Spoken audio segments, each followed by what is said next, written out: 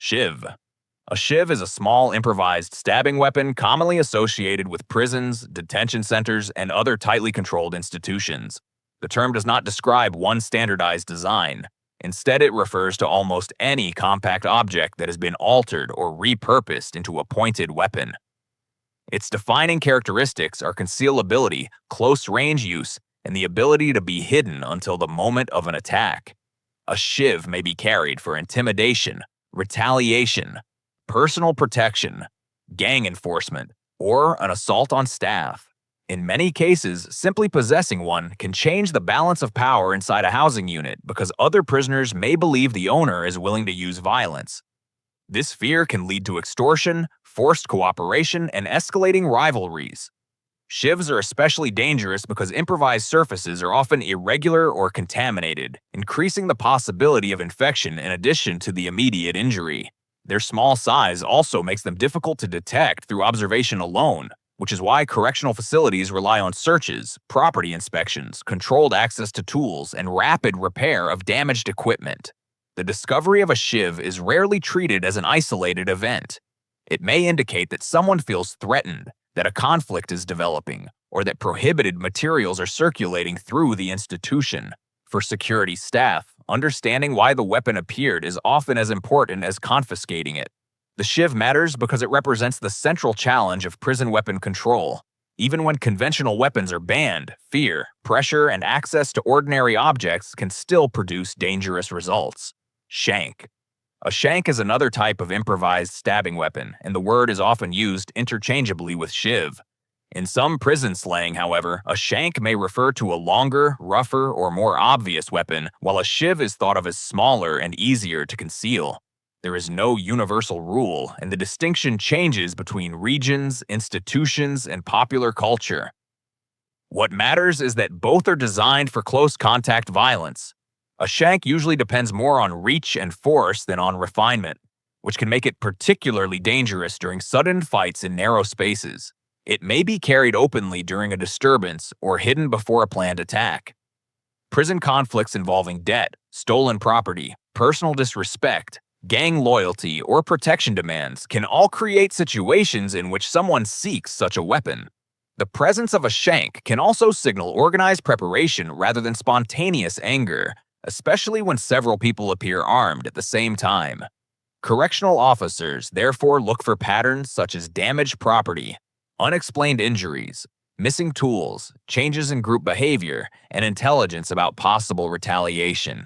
A shank is not only a physical threat, it can be displayed to force someone to surrender food, medication, personal belongings, or confidential information. In this way, the weapon may influence daily life even when it is never used. Its importance comes from the atmosphere of fear it creates.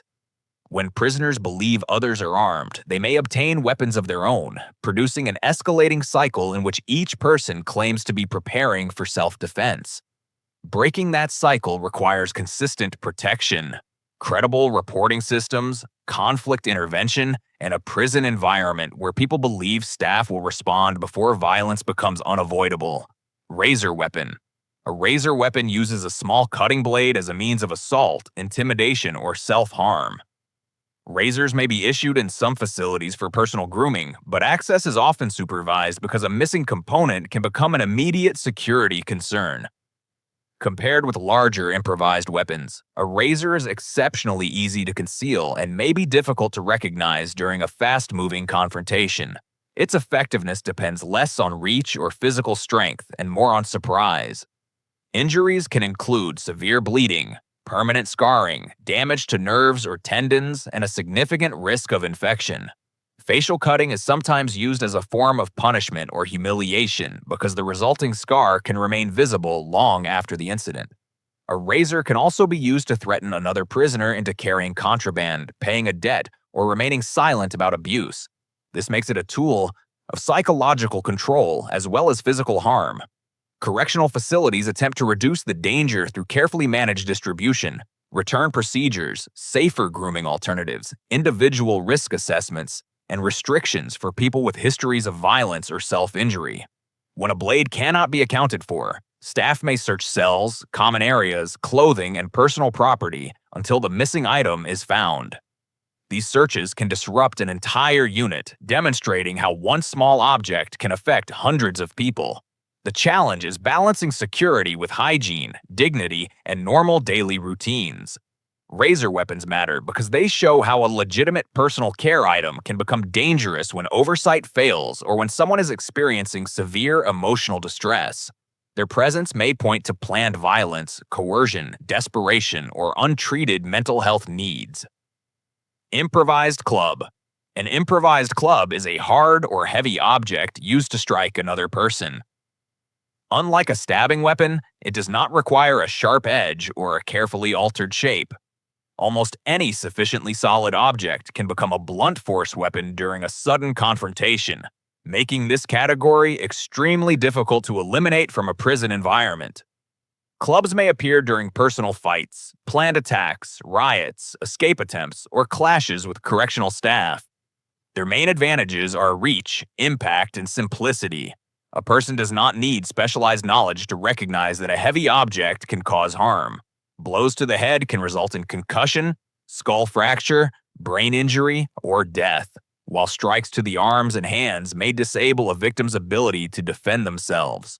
During group disturbances, improvised clubs can appear rapidly as furniture, equipment, or institutional property is damaged or seized. This transformation can turn a relatively contained argument into a major emergency within minutes. The same object may also be used to break cameras, lights, windows, doors, or barriers, reducing staff visibility and making coordinated response more difficult. Correctional facilities limit these risks through durable construction, tamper-resistant furniture, controlled access to equipment, immediate repair of damaged property, and close supervision in work or recreation areas. Officers also monitor unusual movement of heavy items and attempts to collect objects in places where they do not belong. The improvised club matters because it proves that weapon prevention cannot focus only on hidden blades. The physical environment itself can become dangerous when conflict escalates. Reducing the threat requires not only strong materials and emergency planning, but also early intervention before anger spreads through a group. Weighted flexible weapon.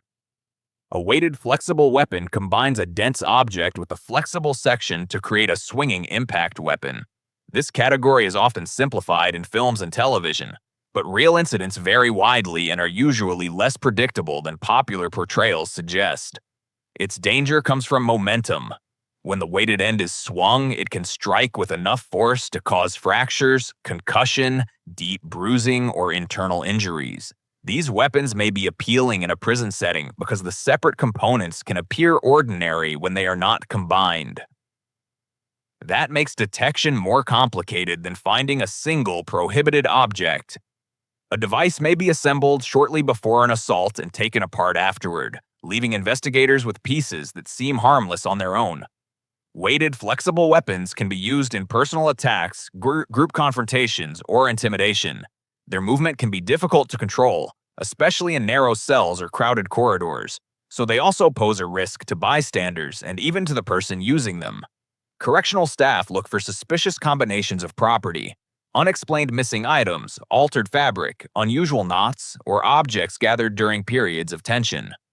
Intelligence from prisoners may be particularly important because preparation is sometimes noticed before a completed weapon is discovered. The category also reveals a broader security problem. An institution must evaluate not only what each object does individually, but what several objects could do when combined. At the same time, excessively restrictive property rules can create hardship and resentment, so prevention must remain proportional. Weighted. Flexible weapons matter because they demonstrate how creativity under pressure can turn separate everyday possessions into a serious threat. Their appearance often reflects fear, planning, and a belief that violence is approaching. Garrote. A garrote is a flexible weapon used to constrict the neck or restrain another part of the body. In correctional institutions, this category is especially difficult to manage because flexible materials are necessary for clothing, bedding, healthcare, and ordinary daily life. A garrote may be involved in assault, intimidation, hostage-taking, restraint, or self-harm. It can be particularly dangerous because an attack may occur quietly and at very close range, leaving the victim unable to call for assistance. Pressure around the neck can interrupt breathing or blood flow to the brain, potentially causing unconsciousness, permanent injury, or death. Unlike a visible club or blade, a flexible object may not appear threatening until it is already being used. This makes observation, behavior monitoring, and individual risk assessment essential. Staff may watch for torn materials, unexplained missing cords, concealed lengths of fabric, unusual knots, or changes in behavior that suggest planning. People at elevated risk of suicide may require specialized clothing, bedding, or housing, while those involved in serious interpersonal threats may need separation or closer supervision. Complete removal of flexible materials from the general population would be neither realistic nor humane, so institutions must balance safety with dignity. Cameras, regular observation rounds, confidential reporting, and rapid emergency response can reduce the severity of incidents. The garrote matters because it demonstrates the limitations of object-based security. The same material can be harmless, necessary, or deadly depending on intention and context. Preventing this type of weapon therefore requires understanding relationships, emotional condition, vulnerability, and patterns of coercion. A safer prison is not created simply by removing objects. It also depends on whether threatened individuals trust staff enough to report danger before an attack occurs. Improvised Spear. An improvised spear is a long-range stabbing weapon designed to extend the attacker's reach beyond that of a typical Shiv or Shank. In prison settings, the category is associated with attempts to attack through barriers, across short distances, or during disturbances where direct contact is difficult. Its length can allow someone to threaten another person while remaining partially protected by a doorway, railing, gate, or improvised shield.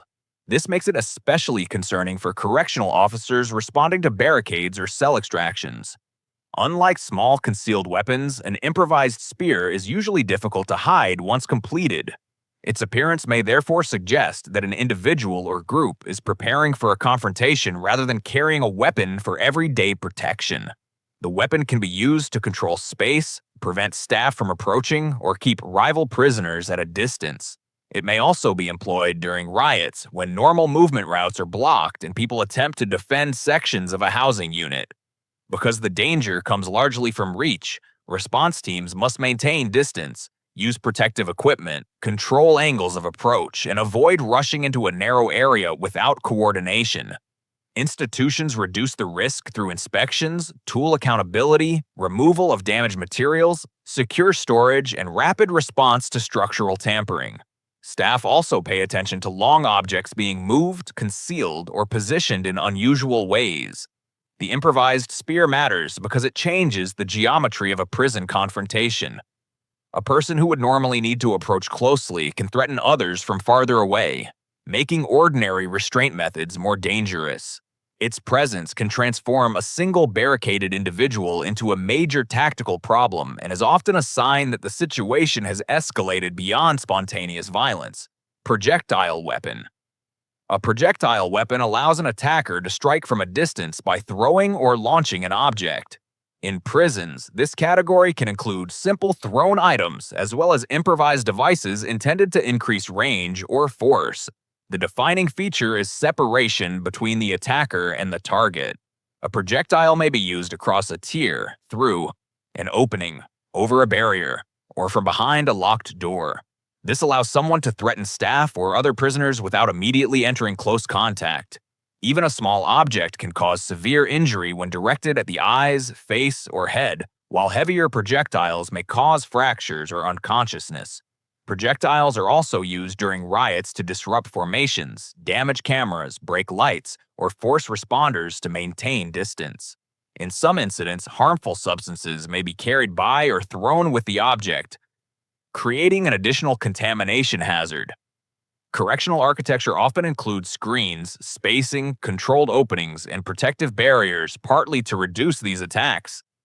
Staff may also use face protection and shields when responding to a location where projectiles have been reported. Prevention requires attention to loose objects, damaged structures, stockpiled property, and changes in the environment that suggest preparation for a disturbance. The projectile weapon matters because it can defeat the assumption that locked doors and physical separation always create safety. Barriers may stop direct movement while still leaving lines of attack. This category also demonstrates how an ordinary object can become dangerous without being altered at all. Its threat depends on force, distance, timing, and the vulnerability of the target. Managing projectile risks therefore requires thoughtful building design, disciplined property control, protective equipment, and careful response tactics.